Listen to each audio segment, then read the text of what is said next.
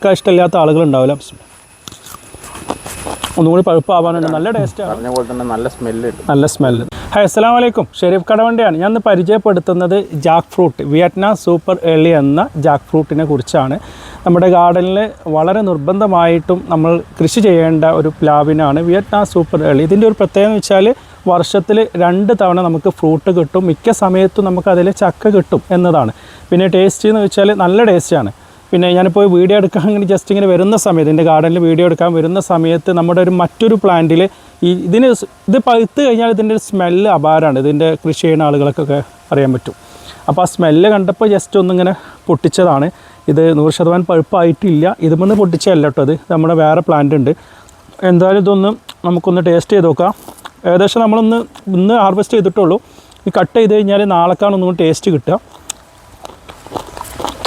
നല്ല ടേസ്റ്റാണ്. പിന്നെ ചക്ക ഇഷ്ടമില്ലാത്ത ആളുകൾ ഉണ്ടാവില്ല. പല ആളുകളും ചോദിക്കാറുണ്ട്, നമുക്ക് ചക്ക പ്ലാവിനങ്ങളൊക്കെ ഡ്രമ്മിൽ സെറ്റ് ചെയ്യാൻ പറ്റും. അപ്പോൾ എനിക്ക് പറയാനുള്ളത്, പ്ലാവിനങ്ങൾ സ്ഥലമുള്ള ആളുകൾ എപ്പോഴും നിലത്താണ് കൃഷി ചെയ്യേണ്ടത്. അത് ഏത് ഫ്രൂട്ടാണെങ്കിലും, പ്രത്യേകിച്ച് പ്ലാവുകൾ. ഞാനിവിടെ ഒരു ഡെമോ ആയിട്ട് സെറ്റ് ചെയ്താൽ ഇതുമേ കഴിഞ്ഞ വർഷം ചക്ക ഉണ്ടായിട്ടുണ്ട്. ഇതുമേ തന്നെ കൊടുക്കാം.